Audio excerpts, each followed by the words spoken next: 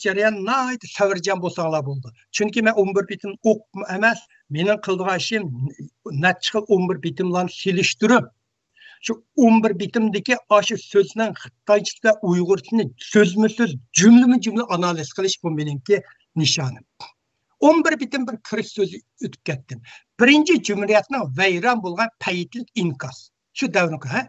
Hoca Niyaz özünün kurban kılış bilen sabit damullamını sitviş uttursu da sabit damullamını sitviş işini tallıganlığı. Milli kahraman buluş bilen milli hain buluş aldıda hain buluşunu tallıganlığı. Birinci Cumhuriyet'ini Qoğdaş bilen sitivitiş tarihi payitde sitivitişini tallıganlığı. Birinci Cumhuriyet'ini veyran kılıpla kalmay, Uygurların psikologiyasına zor menfi tesir yetkizdi. Uygurların psikologiyasının sağlam terakki kılışıga ecellik zerbe verdi. Şunundan tartib bu buzulgan psikologiyadan yetişip çıkan ideologiya tacavuzçıga karşı emas, zulümga karşı turuşga karab yıldız tarttı. Sabit damullamның karakterini ve psikisini sabit damullamның karakterini ve psikisini tahlil kılsak, onun da bir kahramanның karakteri var. Qat'i, qaysar, merdan, akıllık, devlet ve halk için özünü kurban kılış. Qanilik için meydana çıkış. Şunun için onun her bir kadimi Uygurlarını məftun kılıdığan cebi darlığı çıkıp durdu. Sabit damullam özünün ali canab xisletini saklap kalgan. Faylasuflarının köz karşıda kahraman ma'lum muhitda barlıqqa kelidi. Muhit qancha qattiq bo'lsa, qiyinchilik shuncha cho'ng bo'lsa, qahramonning barliqqa kelishi shuncha oson bo'ladi. Shuning bilan bir vaqtda Sabit damullam Hoji Niyozga xoinlik shuning bilan bir vaqtda Sabit damullam Hoji Niyozning xoinligi oldida mag'lub bo'lishi, Uyg'urlarda xoinlar oldida gangrab qilish, xoinlarning qurboni bo'lish va xoinlar bilan bir safda turib özünün amallıqını saklab yürüş qaydiga aylanib qoldi. Sabit damullamning qo'lga ilingan jarayonni Abdurahim O'tkir uyg'ongan ziminning ikkinchi qismining 340 va 341 betida mundaq yozdi. Rasm birga akiling.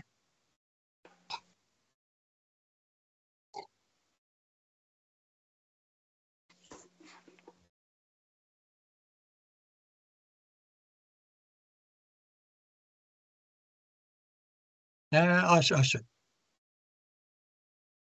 Mana men o'qiyman daqanlar, mening ko'ngilli o'qishim ravan emas. Endi shuning uchun sal japoq deb qo'ysam ansirmaysizlar.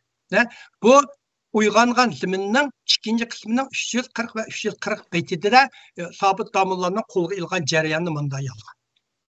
Qo'lga tapancha tutgan G'upur Tuanjang ishikdan bo'ronda kirib kelganda Sabit damullam bilan Zehrib Qari Hoji xuddi safarga tayyorlangan kishilardek to'n sarpalarini kiyinib uyining o'ttirsida o'ra turishadi. Uyuqdiki kirsin lampa ularning chiroyini uchoq ko'rsatib turadi. G'upur Tuanjang bo'sug'ida to'xtab, men buyruqqa bionan dedi-de nimishkudur gapinin oxirini italmay to'xtab qoldi. Sabit damullam istihiz aralash kulimsirab uxtum hamini shundoq bo'lmoqchi, mana men tayyor dedi. Menmu tayyor dedi Zerib Qari Hoji. Hojim janoblari sizni ovora qilmay oddiy no'garni avatgan bo'lsa-mu, o'z oyig'imiz bilan biri birer ido. G'upur Tuanjang gap so'z qilmay eshikni kang ichib qo'ydi. Rasm 2ga akiling. Bir vaqtda Sharqiy Turkiston Islom Cumhuriyetining harbiy ta'minot vakili Sultonbekni qo'lga olgan jarayonni Abdukerim O'tkir uyg'ongan ziminning ikkinchi qismining 342 betida mundaq yozdi. Abdurahim O'tkir. Abdurahim O'tkirning uyg'ongan ziminning ikkinchi qismi. Ma ikkinchi Abdurahim O'tkirniki olgan. Chunki uyg'ongan ziminni birinchi Cumhuriyetning vayron bo'lishini Abdurrahim Ötken. Birinci kısımda Tümür Halp'ını yazıldı, ikinci kısımda Hoca Niyazlı yazıldı. Tirik tutunlar degan buyruq bulmagan bolsa, sen encalıqның haram tinni parça qilib itqa tashlab biru idin, dedi G'oppur Tuanjan uning qo'lini bog'lab etib. Siz mening tinimni parça qilib tashlay olmaganınız bilan sizning sardoringiz G'o'jiniyaz Hoji ve G'o'jiniyaz Hoji o'z vatanida dunyoga kelgan tunji islom jumuriyatini parça qilib Shindoban bilan Stalinning oldiga tashlab beradigan bo'ldi. Shundaqmi? Dedi Sultonbek zahar xandilik bilan. Men mundaq gaplarni uqmayman. To'la gap qilmay oldimga chiqmang, dedi G'oppur Tuanjan uning mo'risini ittirib. Bu 1934-yili 4-ayning 13-chi bo'lgan ishlar edi. Şinjanның yaqinqi zaman tarixida lap qilib yinib üçüp facia şərq üçgen facia. Bu 1934-yili 4-ayın 13-ci günü bo'lgan ishlar üçgen facia.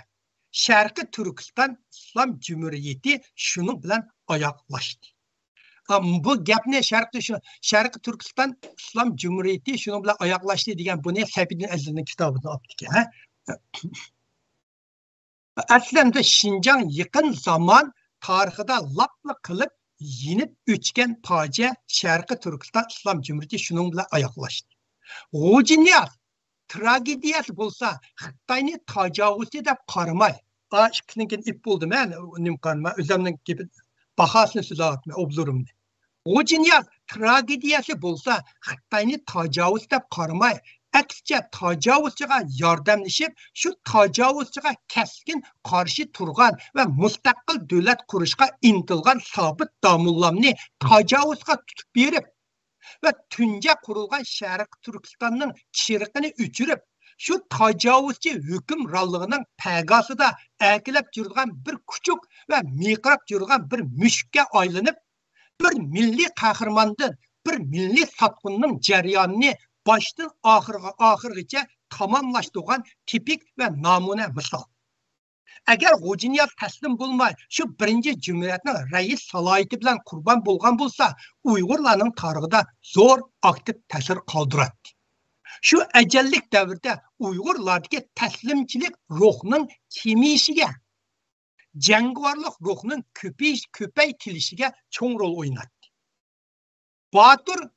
Baturlar bizga qaraganda texmi ko'p xavf xatarga duch keladi.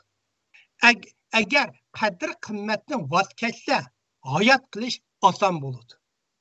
Ammo ruh uchun izzat hurmat bilan o'lish yoki izzat hurmatsiz yashash balki oldinqisi boturlar uchun texmi qimmatli bo'lishi mumkin.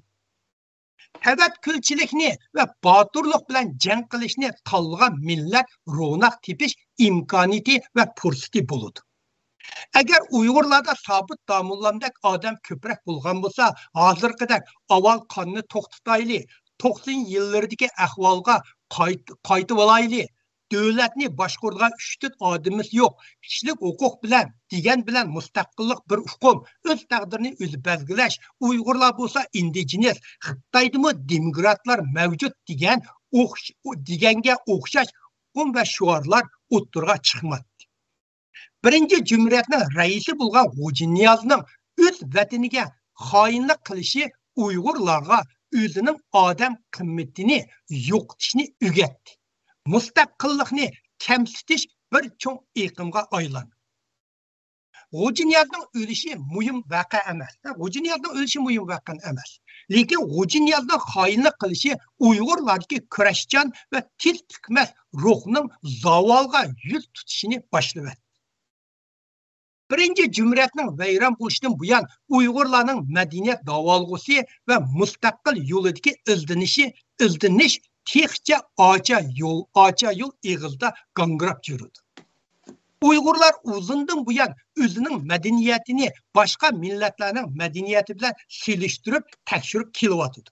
Qiziqarli yeri Dünya Uyg'ur Kurdining aql idrak egalari uzun yil izlanish orqali Uyg'urlar bo'lsa indigenous degan xalq degan xulosani chiqarib.